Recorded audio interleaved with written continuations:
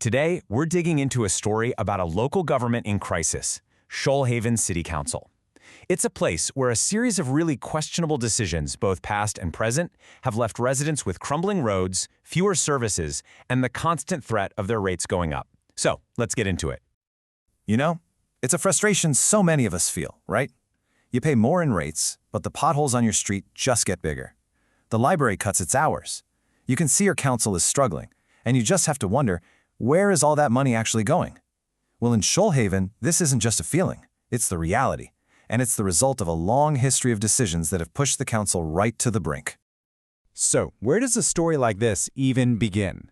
Well, a lot of the time, it starts with something that seems pretty small, maybe even harmless. It kicks off with a culture that values nostalgia and feel-good gestures way more than sound financial management. Okay, this right here, this is the perfect example of the problem. Not long ago, the council had to decide whether to renew the lease for the Berry Museum. Now, you'd expect a business-like chat about market rates and public value, right? Nope. Instead, the whole conversation was about community spirit and tradition. It was basically just emotional theater. But in the middle of all the back-patting, one councilor, Matthew Norris, actually called it out. He basically said that for the people paying the bills, the ratepayers, this deal just doesn't make any sense. And that one moment really shone a light on this deep divide in the council, a split between those trying to use financial logic and those who are, well, governing by feeling. And here's the number that proves his point. The deal they approved gives the museum a 95% rent subsidy. Think about that. That means ratepayers from all over the region are footing the bill for a private heritage display in a very expensive building, all while their own basic services like roads and libraries are being starved to funds. And look, this just isn't how modern councils are supposed to work. Other councils all over New South Wales, places like Newcastle and Wollongong, they have clear, transparent policies. They tie any subsidies to real outcomes, like does this boost tourism, does it help with education, and they expect tenants to chip in for the costs. Shoalhaven, on the other hand, seems to be stuck in the past, just handing out money with absolutely no strings attached. But that small, sentimental gift, that's just a symptom. It's a tiny crack on the surface of a much, much, much larger problem, one that goes back to a single decision in history that has cost the community an unbelievable amount. This is the story of the Comberton Grange Quarry. Back in the 90s, the council's own experts said this site was a critical public asset. Why? Because it had millions of cubic meters of top-quality sandstone and dolerite, basically the perfect stuff for building and fixing the region's roads for decades. It was a golden goose. And this is where the story gets really strange. In August 2004, the plan was clear. It was sensible. Sell off the land around it if you have to, but whatever you do, keep the quarry owned by the public. But then, just 2 months later, 2 months, that plan was completely flipped on its head. The entire property, quarry and all, was suddenly up for sale. And the final sale price in 2006? Around $500,000. Just hold that number in your head for a second. A once-in-a-generation strategic asset, the key to the future of the region's roads, sold for $500,000. Because experts now estimate that the rock in that quarry is worth upwards of $1 billion. Yes, you heard that right. A billion-dollar asset, an asset that could have rebuilt Shoalhaven's entire road network almost twice over, was sold for a tiny, tiny fraction of its actual worth. And here is the twist in the tale.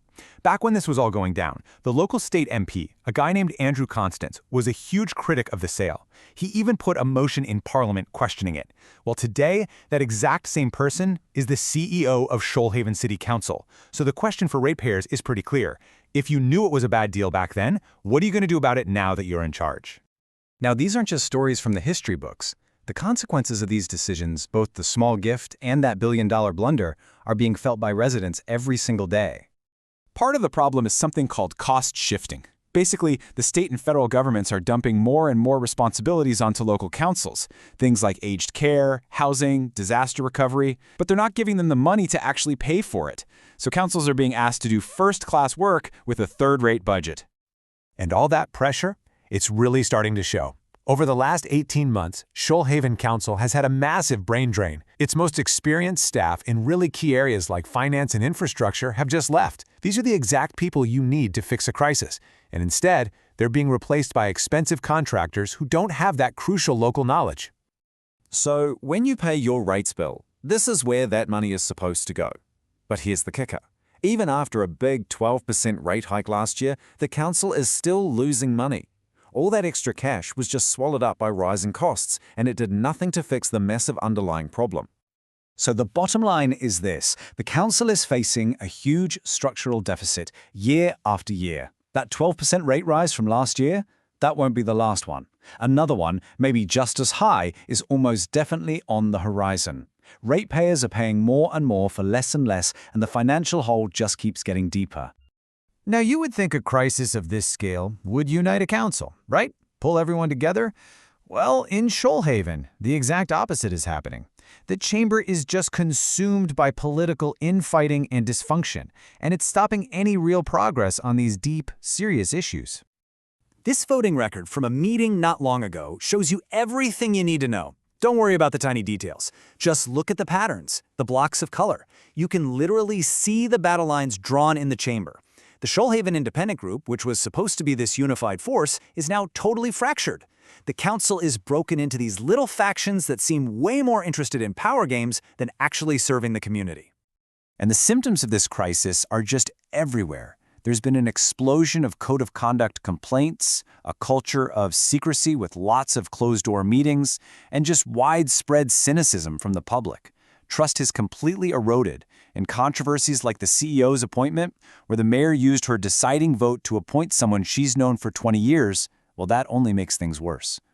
But in the face of all this dysfunction, residents are finally starting to organize. They're refusing to just sit back and accept the status quo, and they're finding new ways to demand some real accountability. And this is how they're doing it. There's a new community project called the Evidence Library, and it's giving residents the tools to actually fight back. It's a clear, step-by-step process. Document the behavior you see in public meetings, use the library's templates to build a case based on facts, and then lodge a formal, evidence-based complaint. It's all about turning that frustration into powerful action. Which brings us to our final question.